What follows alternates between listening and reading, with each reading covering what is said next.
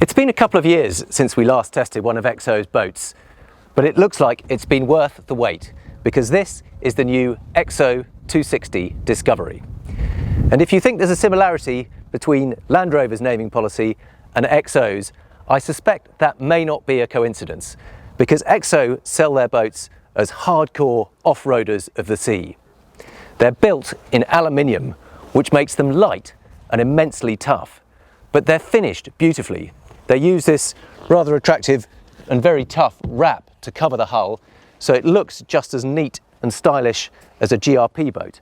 And the fixtures and fittings are equally smart and heavy duty. So come on board, have a look, and I'll show you what I mean. Now, much like an SUV on land, this boat is both immensely tough, but also immensely practical. And I'll show you some of the features that I'm talking about. So walking on board, there's a very nice walkway through, but underneath here, you can see straight away that there's a really handy draining locker there. And you can tell just from the quality of the mouldings, really smooth moulding here, really nice gas strut, really solid, easy to use latches. It just gives a really great reassuring sense of solidity and thoughtful touches like the fact that the cushion just flips up. Now here too, once you're on board, there are lots of fill-in cushions, so that slots into place there, just like a piece of jigsaw. There's a little fold-down seat here, again to make access easier, and if you want to be able to fish from the side maybe, but there's a little pop-up seat too that locks securely in place, and a cushion that clips down there, so you've got a really nice usable dinette, fold-out table, plenty of cup holders, and this whole area also transforms into a great big sunbed. This cushion lifts out, table goes down, leaves unfold, cushion goes across the top, and the whole of that aft section creates one big sunbed. Now moving further forward from here, on this side there's another seating area, again with access to cushions underneath that, a locker underneath that. And then on the starboard side there's a wet bar area. So there's a bin here. Again, you just need to look at the standard and quality of the fittings here. It's just really proper hinges. It's not just a simple plastic locker. The wet bar itself, again, really nice, smooth GRP mouldings. Lift up lid, spring to hold that in place. Really smart tap. Another good draining space there. Everything securely held in place. More drawers down here.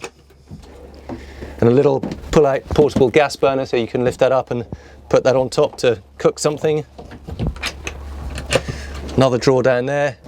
Again, all the boat's papers and things neatly stored in a XO branded box. There's a big locker under the table at the stern. And then coming forward, the two main helm seats, and you can see straight away how sturdy these are. Little armrest to lock you in place, and suspension seats on both of them. And these are both adjustable, so when you're going over the waves, that absorbs a little bit more of any slam that gets through the really deep V aluminium hull.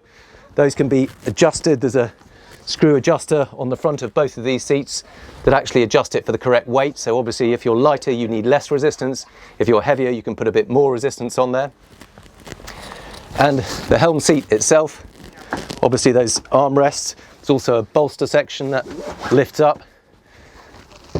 So terrific helm position. We're going to go out and try it in some, hopefully find some waves out there. It's a very calm, flat day here in Pwllheli, but we're hoping we'll find some waves to challenge it.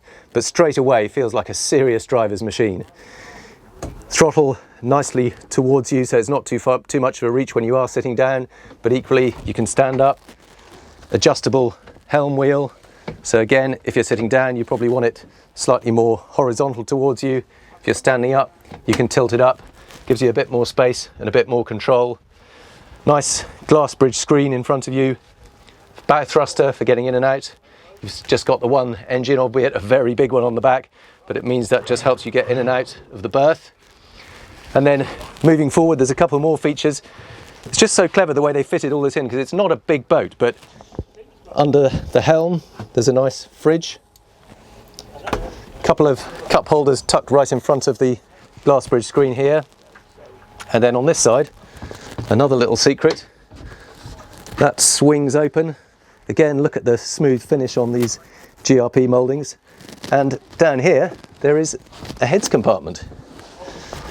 Not huge, admittedly, but very handy, at least to have a space.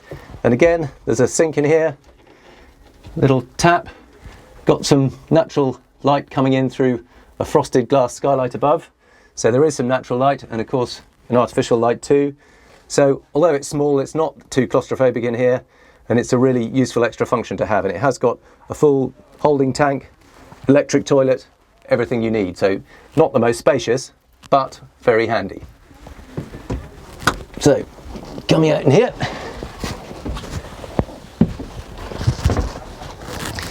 just close that up.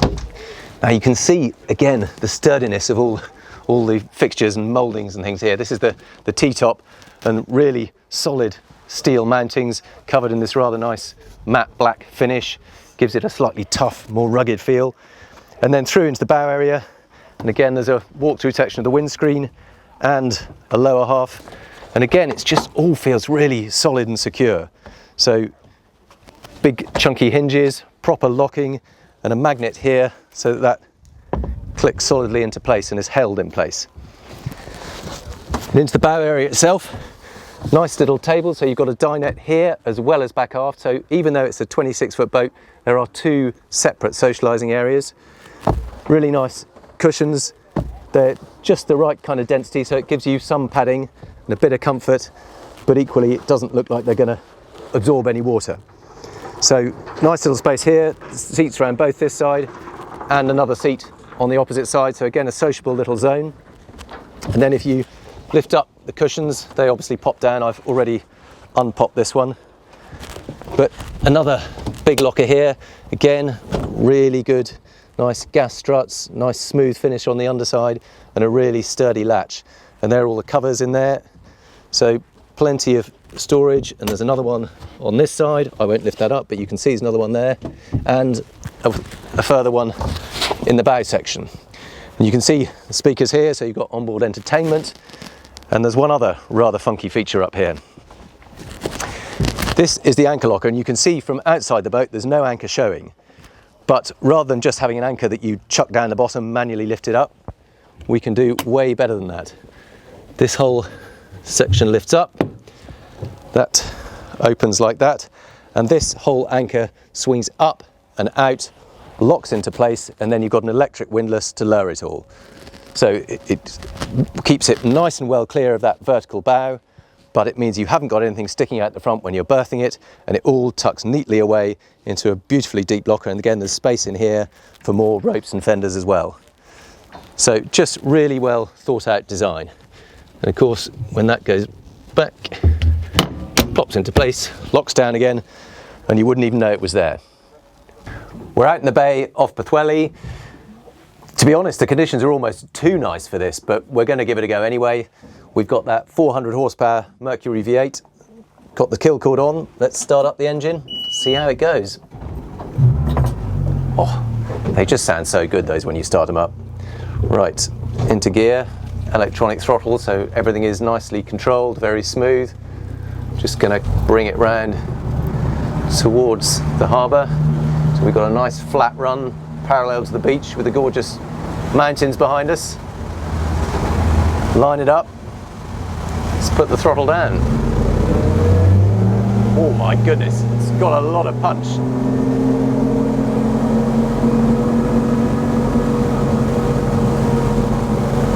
There's something incredibly reassuring about these aluminium hulls on the XO. It just feels so strong and rigid, and however rough the sea is, it just feels like the boat will take it.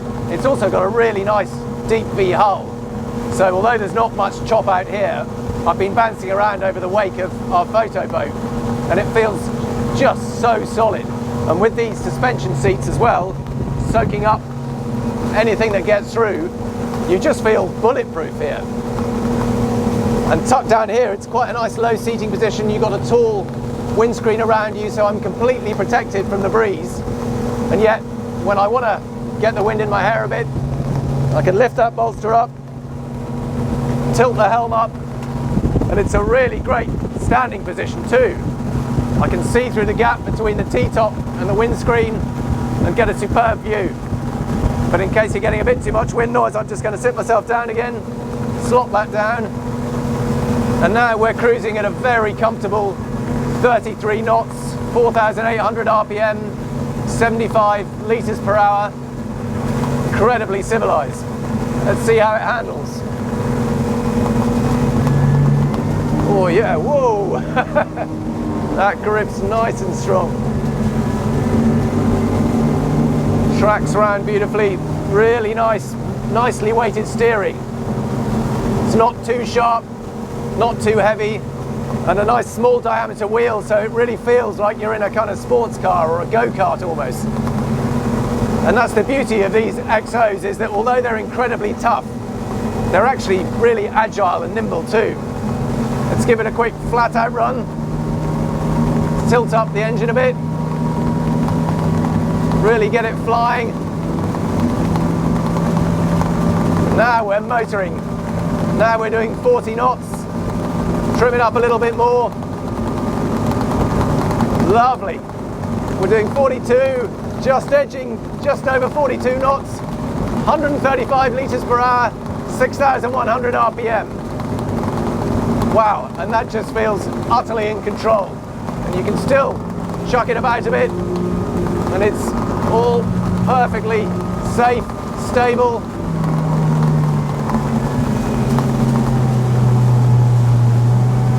It's a really nice, solid, secure feeling.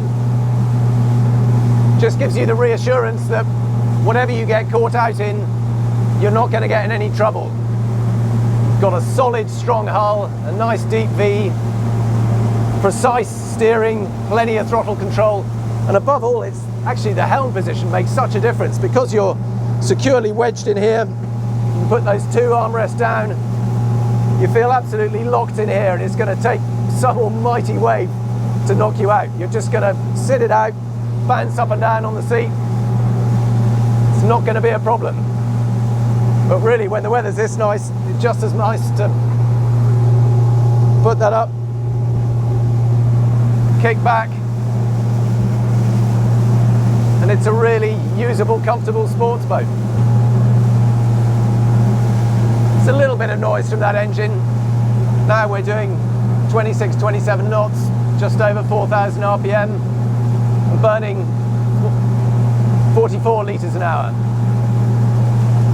But you could carry on like this all day. You do have to raise your voice a little bit, but to be honest, on any open sports boat, you're always going to get a bit of noise. But it's not aggravating. You'd be happily cruising along at this kind of speed. Right, before we get in, I'm just going to do a couple of tighter turns, really show you how it cranked it on. And you've got so much power on the back there that you do start to get a little bit of ventilation from the prop. We've lost a bit of speed, but you can see how tight it does turn if you wanted to. We're turning in probably 3 boat lengths, but you do lose the speed because the prop starts to lose a bit of grip. You need to trim it back down, get that engine right in. It almost turns better, not quite so sharply, keeping the speed up, not cranking on quite so much lock, and just letting it track nicely round. Keep the speed up at 33 knots. Now it turns much more fluently. There's no ventilation. You've got the speed and the grip. It's not quite such a tight turn, but it feels way better because you're not losing the speed. When you do go over your own weight, you barely feel it. Just a little bump bump as it tracks over it. There we go, through the next one. To be honest, I wish the conditions were a little bit rougher than this, because then you can really get to feel how confident it is. I felt enough from going over the wake of our photo boat. We managed to get a little bit of air jumping over it, and again there was no drama, nothing to be scared about, nothing to be worried about. It just leapt out the water, brief rise in the revs as the propeller came clear, and then dropped back down and carried straight on again. Really secure boat. What I love about boats is that they all have their own characters. And this XO is a great example of that. Rather than appealing as the ultimate in glamorous day boating, it's a much more rugged, secure, tough style of boat. There's a reason they like to sell themselves as the kind of 4x4 of the seas, because it really feels that way. That solid aluminium hull, immense power, really reassuring ride, nice and agile. It's a go-anywhere, tough, rugged, adventure style of boat. Prices in this case started around £95,500 with a single 250 horsepower engine.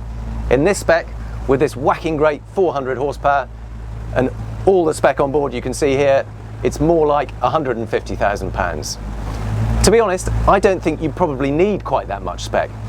And you don't even really need that much power. I think you could probably get away with a 300 or 350. It would still be very nearly as quick. It'd probably do the best part of 40 knots, and you'd still get that wonderful hull and that really nice usable layout. So if you're after the ultimate tough, rugged adventure boat, this XO 260 could be right up your street.